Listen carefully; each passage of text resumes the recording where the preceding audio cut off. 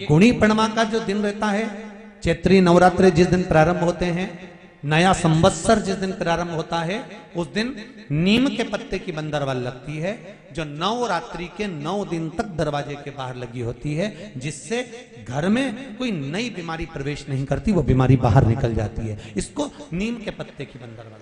आम के पल्लव, आम के पत्ते, पीपल के पत्ते और नीम के पत्ते, इन तीनों की बंदरवाल। ये बंदरवाल दशहरे के दिन लगती है।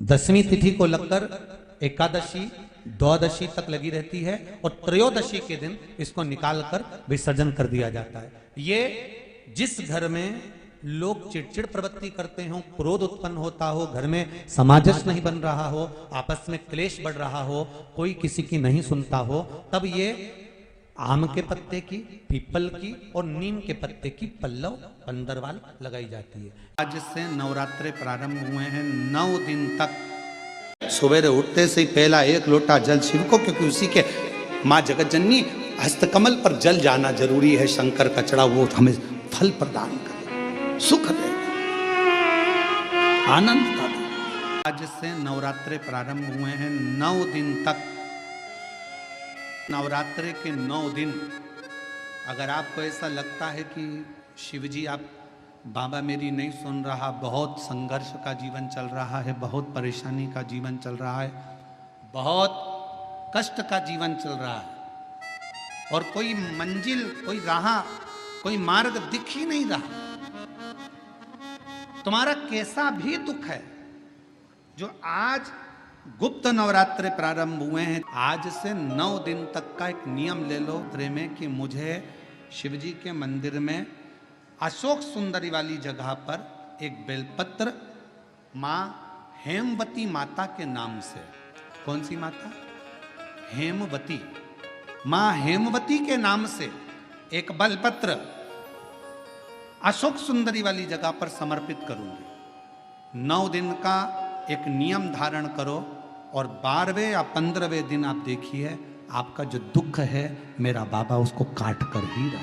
यात्रे जो आज से प्रारंभ हुए हैं, यात्रे में हेमवती माता का स्मरण करना, एक बेलपत्र का पूजन करना, या एक बेलपत्र के वृक्ष के नीचे आप 9 दिन तक भी, अगर मंदिर तक भी नहीं जा सकते, मंदिर में आप बेलपत्र रखने नहीं जा सकते, तो आपके घर के आंगन में, द्वारे पर, बगीचे में, आपके घर के आंगन में, द्वारे पर, बगीचे में, आपके घर के पास अगर कोई बेलपत्र का पौधा है, वृक्ष है, उस बेलपत्र के वृक्ष के सामने एक बेलपत्र का पत्ता रखकर भी अगर आप उस पर जल चढ़ा रहे हैं या पूजन कर रहे हैं हेमवती माता के नाम से, तो उसका फल आपको मिलेगा।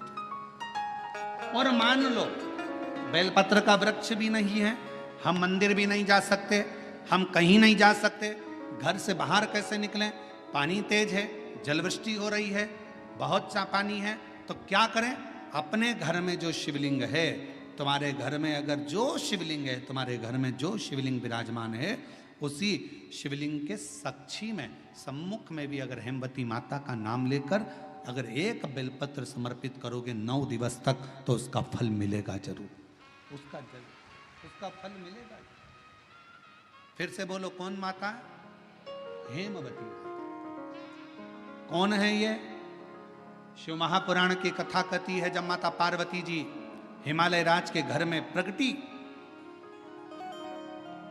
और हिमालयों की कंदरा में बैठकर मां पार्वती जी तप साधना में लीन हुई, जितनी परीक्षा भगवान शंकर ले सकते थे शिव जी ने सारी परीक्षा ली। ब्रह्मदेव परीक्षा लेने आए, भगवान नारायण परीक्षा लेने आए, इंद्रदेव आए, सप्तऋषि आए, सारे साधु संतों को परीक्षा लेने भेजा, पर मां उन परीक्षाओं में पास होती चली गई।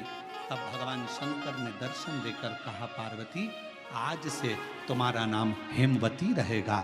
सुनो पार्वती, तुम्हारे इस नाम की आराधना जो तुम्हारे गुप्त स्वरूप में करेगा, उसको मनवांचित फल की प्राप्ति हो जाएगी। और वो फल, आज कथा अगर प्रारंभ हुई है और आप लोगों को मौका मिला है, तो इस कथा का स्मरण अपने जीवन में जरूर करें। और आप सबको मालूम होगा 4 नवरात्रे होते हैं। उन 4 नवरात्रे में 2 नवरात्रे गुप्त माने गए। पत्र आता है जो आज से प्रारंभ हुआ है, कहते हैं अगर कोई स्थिर होकर एकांत में बैठकर भगवान शंकर के नाम का मात्र संबोधन श्रवण कर लेता है, सुन ले, गुनगुना ले, शिव को याद कर ले, तो कहते हैं शिव और शक्ति की दोनों की कृपा उसके ऊपर बनी ही रहती है। नवरात्रे में 9 दिन में से कोई एक दिन ऐसा ले लो जिस दिन कन्याओं का भोजन कराओ, साथ में उनको लाल चुनरी ओढ़ाओ या कोई लाल वस्त्र, लाल पूजन की सामग्री उनको दो। अमृत के बूंद से प्रकट हुआ है पान का पत्ता। 33 कोटि देवताओं के पूजन में, पाठ में, अर्चना में ये अमृत का पत्ता काम आएगा। जिस जल के पात्र में यह पत्ता रखा रहेगा वो जल क्षीर सागर के अमृत तुल्य हो जाएगा। क्षीर सागर के अमृत तुल्य। घर में लड़ाई चल रही है, क्रोध हो रहा है, विवाद हो रहा है, आपस में परिवार टूट रहा है, विवाद हो रहा है, पति पत्नी में झगड़ा हो रहा है, अदालत तक बात पहुंच गई, तलाक तक बात पहुंच गई, तो भी अगर एक श्रीफल को लेकर घर में घुमाकर उस पे लच्छा लपेटकर तुमरुका जी का नाम लेकर जिस पति पत्नी में झगड़ा और उसके नाम का मोली लच्छा, लच्छा जानते हो मोली जो हाथ में बांधते हैं, नाड़ा, उसको लपेटकर अगर शंकर जी के मंदिर में ले जाकर उसको समर्पित कर दिया जाए तुमरुका जी के नाम से, तो पति और पत्नी में बैर होना समाप्त हो जाता है, दोनों में प्रेम बढ़ जाता है। तलाक की भी बात चल रही हो तो दोनों में प्रेम हो जाता है। तलाक नवरात्रे चाहे चैत्र के आए नवरात्रे, चाहे सर्दियाँ आए, चाहे गुप्त नवरात्रे आए, उसमें शंकर भगवान की जितनी जितनी आराधना करोगे उतनी उतनी जगत जननी जगदम्बा दुर्गा प्रसन्न होती चली जाती है और वर देती चली जाती है, उतनी। आम के पल्लव की महत्वता को जरा जानिएगा, बहुत बहुत ध्यान दीजिएगा। आम के पत्ते देखें आप लोगों ने? अरे बोलो जम के तो बोलो, देखें। उसका प्रयोग कभी आप लोगों ने करा? आम के पत्ते का कभी प्रयोग कर कर देखिएगा। अभी तो नवरात्रि चल रही है, नवरात्रे में जब 5वां दिन नवरात्रे का रहे, चैत्री नवरात्रे का 5वां दिन रहे, और मान लो कि आपके घर में किसी बच्चे की, लड़के की या लड़की का या मंगल विवाह नहीं हो रहा हो या शादी नहीं हो रही हो, या उस लड़के लड़की के लिए बहुत प्रयास कर लिया आपने और उसकी शादी हो ही नहीं रही, अथक प्रयास आपने कर लिया और उसका मंगल विवाह नहीं हो रहा, तो ये देवी भागवत में स्पष्ट कहा गया, देवी भागवत में वर्णन किया गया है, देवी भागवत में वर्णित किया गया। और देवी भागवत में कहा गया कि आम का जो पत्ते होते हैं, आम का जो पत्ता होता है, आम का जो पल्लव होता है, उस आम के पत्ते पर हल्दी और सिंदूर, इन दोनों से स्वस्तिक का निर्माण किया जाए। देवी भागवत का संवाद है, बहुत ध्यान देना महाराज। जिन कन्याओं का विवाह ना हो पंचमी के दिन, नवरात्रे की कोई सी भी पंचमी, मतलब जो पंचमी तिथि पड़ेगी, कोई भी नवरात्रा हो, चाहे वो 4 नवरात्रे में से, चाहे वो पौष का हो, अश्विन का हो, चैत्र का हो, आषाढ़ का हो, किसी भी नवरात्रे में आप कर सकते हैं। एक पान के पत्ते पर, एक ही पत्ते पर जो 2 स्वस्तिक बनेंगे, एक हल्दी का बनेगा, एक सिंदूर का बनेगा। बस अंतर इतना है, जो हल्दी का स्वस्तिक है उस पर कंकु के चावल अर्थात रौली के चावल, रोली कुंकू के चावल रखना है, और जो सिंदूर का है उस पे हल्दी के चावल रखना। इतना रखकर जिस लड़का लड़की का विवाह नहीं होता उसकी हथेली पर रखकर उसका नाम और गोत्र बोलकर महाराज उसको ले जाकर नीम के पेड़ के नीचे उसको रख दिया जाता है। मात्र 3.5 या 4 महीने ऐसे रहते हैं जिसके अंदर उस लड़का लड़की का विवाह पक्का हो जाता है। जिसका विवाह नहीं होता केवल उसी के लिए, जिसका मंगल विवाह ना हो रहा, आम के पल्लव में शिव का वर प्रदान है, आम के पल्लव में शंकर का आशीर्वाद। इसका वर है ये शंकर का। 11 आम के जो पत्ते जिस डाली में लगे होते हैं, वो डाली कोमल सी डाली, 11 टुकड़े महाराज एक कच्चे सूत से लपेटकर 11 बार उसका भाग, जब उसको लपेट लोगे इस तरह से इकट्ठा करके, आगे का जो भाग है, 11 बार कच्चा सूत लपेटने के बाद जो भाग पीछे का आगे का कोई भी हो, उसको शहद में डुबाकर शिव जी को समर्पित कर दो। किस जगह पर रखना है? अशोक सुंदरी वाली जगह। अशोक सुंदरी की जगह जानते हो आप लोग? पहले भी आपको बताया है, आज फिर आपको वर्णन कर दें। जैसे ये गोल जलाधारी है, ये शिवलिंग रखा है, ये दो जहां से पानी बह रहा है बाबा के चरणारविंद, राइट में श्री गणेश जी का स्थान, लेफ्ट में कार्तिकेय का स्थान, बीच में अशोक सुंदरी की जगह। शंकर भगवान की 6 लड़कियां हैं। भगवान शंकर के 13 बच्चे, 13 बच्चों में से 6 लड़कियां, उस 6 लड़कियों में से एक लड़की का स्थान, भगवान शंकर की एक बेटी का स्थान, अशोक सुंदरी का स्थान सामने है। पद्म पुराण में स्पष्ट किया ये स्थान अशोक सुंदरी का। शंकर भगवान की जलाधारी में पार्वती जी का हस्त कमल, ऊपर से जो एक एक बूंद पानी गिरता है, ये शंकर भगवान की 5 लड़कियों का स्थान है। जया, विषहरा, शामरी बारी, दौतली और देव। शंकर भगवान की 5 लड़कियां भगवान शंकर के मस्तक पे जल की धार गिरा रही हैं। बीच में जो अशोक सुंदरी का स्थान है महाराज, उस जगह पर शहद का मुख, जो शहद आपने भिंगोया है, उस शहद का मुख शंकर जी की ओर कर कर इसी चैत्र के महीने में, इन्हीं नवरात्रि में शंकर भगवान के उस अशोक सुंदरी की जगह पर शहद का भाग शिव जी की ओर रख दें।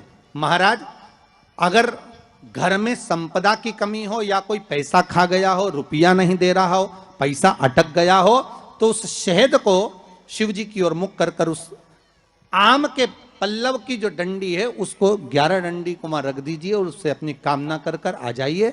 हो सके उस शहद में से थोड़ा सा शहद किसी रुमाल पर, किसी कपड़े में लगाकर उसको रख लीजिए। जिस व्यक्ति से पैसे लेना है, जिस व्यक्ति से पैसे मांग रहे हो, उससे एक बार जाकर मिल लीजिए, एक बार उसको खबर कर दीजिए।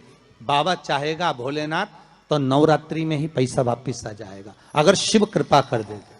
ये बाबा की करुणा। आम का पल्लव कोई साधारण नहीं जिसको कलश के ऊपर रखा जाता है, शिव की कृपा। जिस आम के पेड़ पर स्वयं कामदेव चढ़कर भगवान शंकर के तीसरे नेत्र द्वारा जलकर भस्म हो जाते हैं, वो आम का पेड़ साधारण नहीं हो सकता।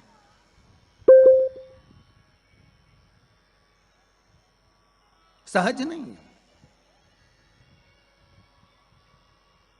और वैसे भी शिव शिव है। घर में ज्यादा रोग हो, बीमारी हो, ज्यादा तकलीफें आ रही हो, कष्ट बढ़ रहा हो, बीमारियां बढ़ रही हो, या भय लग रहा हो, डर लग रहा हो, हृदय चित्त में कहीं ना कहीं आपको भय का भान हो रहा हो, तो 1 लोटा पानी, एक कलश में जल भर कर रख लीजिए और रात भर उसको रखे रहने दो। नवरात्रि चल रहा है, उस कलश को रात भर रखकर सुबह सुबह उस कलश में एक बेलपत्र डालकर उस जल को नीम के पेड़ के नीचे, जहां चैत्री नवरात्रि में नीम के पेड़ के नीचे सारी विद्याएं, आद्य शक्तियां, सारी देवी उस नीम के पेड़ के नीचे विराजमान रहती हैं। उस कलश में एक बेलपत्र डालकर रात भर रखकर उस जल को पूरे घर में घुमाकर उस नीम के पेड़ के नीचे समर्पित कर दीजिए। महाराज, घर में भय लगना बंद हो जाएगा, कोई बड़ी बीमारी आपको घेरेगी नहीं और उस बीमारी से, उस रोग से आप मुक्त रहेंगे। उस बीमारी से, उस रोग से आप मुक्त पाएंगे। वो बीमारी आपको घेर नहीं। विश्वनाथ को कुछ नहीं चाहिए, मेरे शंकर को चाहिए क्या? अगर आपके जीवन में ऐसा लगे कि बहुत बड़ी बीमारी आ गई और आपके घर का व्यक्ति वेंटिलेटर पर पड़ा हुआ है, तो शमी के वृक्ष के फूल ले आओ 7, और शमी के वृक्ष के 7 फूल लाकर एक एक फूल शंकर भगवान को श्री शिवाय नमस्तुभ्यम कहकर उस व्यक्ति के लिए जो पड़ा हुआ है, अंतिम सांसें गिन रहा है, जिसको अटैक आ गया, अंतिम सांसों में जो गिन रहा है, उसके नाम से भगवान शंकर पर चढ़ाना प्रारंभ कर दो। मात्र 7 पुष्प, उस शमी के वृक्ष के 7 पुष्प आप शिव को समर्पित करिए, उसका नाम और गोत्र बोलकर, और भगवान शंकर का मूल मंत्र श्री शिवाय, जम के बोलिए श्री शिवाय नमस्तुभ्यम बोलकर एक एक शमी का फूल शंकर पर चढ़ाना प्रारंभ कर दो। फिर आगे वो विश्वनाथ की मर्जी है, वो प्राण कैसे लेकर वापिस आता है, उस काल से छुड़ाकर महाकाल कैसे लाता है, ये वो जाने। आपका फर्ज केवल आप अदा करिए। जब अंत में डॉक्टर भी हार जाते हैं, जब अंत में डॉक्टर भी कह देते हैं कि अब हमारे बस का नहीं है, अब तो उस परमात्मा के हाथ में, मतलब डॉक्टर को भी मालूम है कि एक और डॉक्टर बैठा हुआ है, एक डॉक्टर और है, वो बस वो थोड़ा सा दूर तो रहता है पर करीब भी बहुत है। कई लोग कहते हैं गुरुजी वो कैलाश पर रहता है बहुत, तो उनको बुलाएंगे तो आएंगे। हमने कहा कैलाश पर तो रहता ही नहीं है, जहाँ भक्त है वहाँ भगवान, वो दूर तो रहता ही नहीं। आप तो बस केवल उसको बुलाने का प्रयास करिए, आप दिल से बस उसको हाजिर, वो दिल से बुलाओ तो उसको। इसलिए देवी भागवत में लिखा है कि नवरात्रि में एक दिन, जैसे प्रतिपदा है, पहला दिन है तो एक कन्या का पूजन करो, द्वितीया है तो 2 कन्या का पूजन करो, तृतीया है तो 3 कन्या का पूजन करो, चतुर्थी है तो 4 कन्या का पूजन करो, पंचमी है 5 कन्या का पूजन करो, छठ है 6 कन्या का पूजन करो, सप्तमी है 7 कन्या का पूजन करो, अष्टमी है 8 कन्या का पूजन करो, नवमी है, जम के बोलो, 9 कन्याओं का पूजन करो।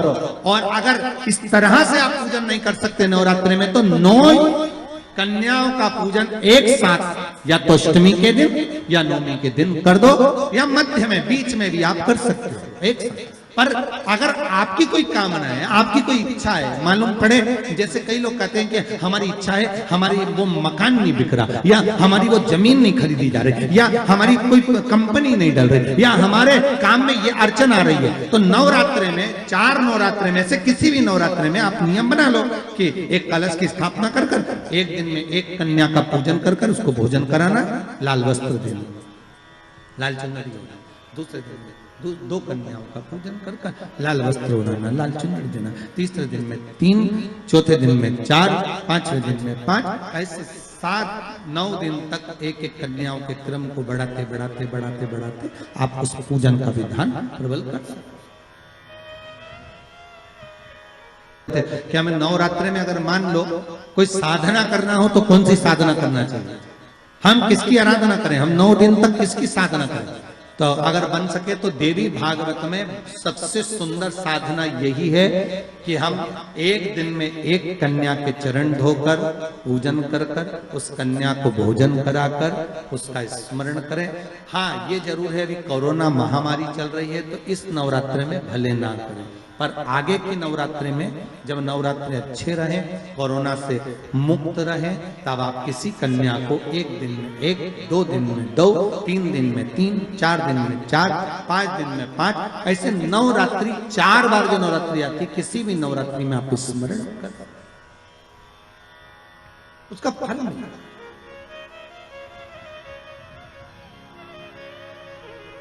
उसका फल होगा।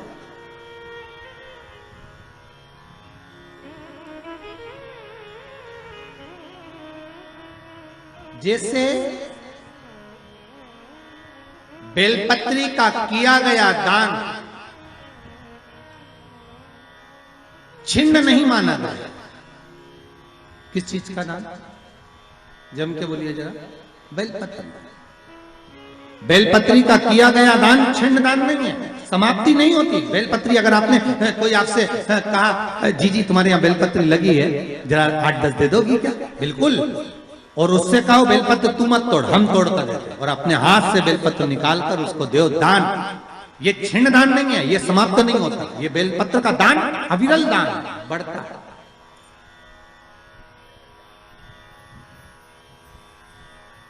सुख का भान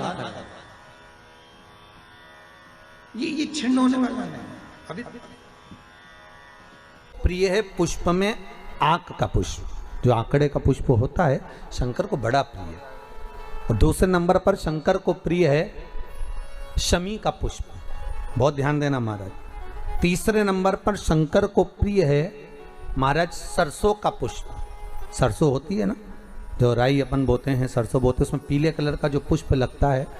हमारा तो निवेदन रहता है जब तक सरसों आए तो प्रयास करा करो कि सरसों के 108 पुष्प शंकर भगवान पर चढ़ाना प्रारंभ कर दो। महाराज, ये पक्का है कि वर्ष भर कोई बड़ी बीमारी आपको घेर नहीं सकती अगर सरसों के फूल शिव को चढ़ रहे हैं तो। और प्रयास करना कि सरसों का जो पुष्प होता है, सरसों का जो फूल होता है महाराज, अगर कोई व्यक्ति को किडनी या लीवर से जुड़ी हुई कोई तकलीफ होती है, या किसी व्यक्ति का एक्सीडेंट हो गया होता है और उसका कोई अंग रह गया हो, कोई शरीर का कोई भाग रह गया और वो काम नहीं कर रहा हो, जैसे किसी के पांव रह जाते हैं एक्सीडेंट के बाद, किसी का हाथ रह जाता है, या कोई अंग काम नहीं कर रहा हो, वहाँ ब्लड पहुँच नहीं रहा हो, वो जगह एकदम सुन्न हो गई हो, खाली पड़ गई हो, तो उसके लिए शिव महापुराण की कथा कहती है कि सरसों के पुष्प 11 शंकर जी के राइट भाग में, जहाँ शिव जी के गण दरवाजे के द्वारपाल मणिभद्र जिस जगह पर निवास करते हैं, कौन निवास करते हैं? मणिभद्र। शंकर जी के दरवाजे के द्वारपाल हैं मणिभद्र जी। तो मणिभद्र दरवाजे के द्वारपाल में राइट भाग में मणिभद्र जी विराजते हैं। मतलब राइट भाग कौन सा हुआ? जब आप मंदिर से बाहर निकलेंगे तो राइट भाग, मंदिर में प्रवेश करेंगे जब राइट नहीं होना चाहिए, आप मंदिर से जब जाएं तो राइट भाग। मतलब आप मंदिर से राइट से जाएंगे तो शंकर जी का भी राइट हो जाएगा, क्योंकि शिव जी ऐसे बैठे हैं तो शंकर जी का भी राइट हो गया, देवता उनका भी राइट हो गया, तो राइट भाग सीधा हाथ मणिभद्र जी का स्थान। 11 सरसों के पुष्प मणिभद्र के उस द्वार पर आप रख दीजिए, और मणिभद्र के द्वार पर रखकर अंदर जाकर 108 वापिस जब आप बाहर निकल रहे हैं, ये पुष्प आप रखने के बाद एक बार बाहर जाएंगे, फिर वापिस आएंगे मणिभद्र के रखने के बाद, और अंदर जाकर 108 सरसों के पुष्प शंकर को समर्पित करेंगे महाराज। उस सरसों के पुष्प जो शिव जी को आप समर्पित कर रहे हैं उसको वापिस लेकर आएंगे, श्री शिवाय नमस्तुभ्यम बोलकर उस सरसों के पुष्प को महाराज सरसों के तेल की बोतल में उसको डाल लीजिए। शंकर भगवान को किसी भी प्रदोष में, शाम के समय प्रदोष काल में उस तेल को वापस ले जाकर चढ़ा दीजिए शिव जी को, उसको वापस लेकर आ जाइए। उस तेल का प्रयोग आप नाभि में डालिए, और जो शरीर काम नहीं कर रहा उस स्थान पर कम से कम 15 दिन 20 दिन तक उसकी मालिश करना प्रारंभ करिए। बाबा चाहेगा तो चलाने का प्रयास कर देगा और वो अंग, वो शरीर काम करने लगेगा। मणिभद्र का स्मरण, श्री शिवाय नमस्तुभ्यम, सब बोलिए एक बार जमकर, श्री, अरे पहले बोल दिया, हमारे साथ तो बोलो, श्री शिवाय नमस्तुभ्यम। भगवान शिव के मंत्र का स्मरण कर कर करते सरसों का जो पुष्प है उसमें आनंद की अनुभूति है, आनंद की अनुभूति।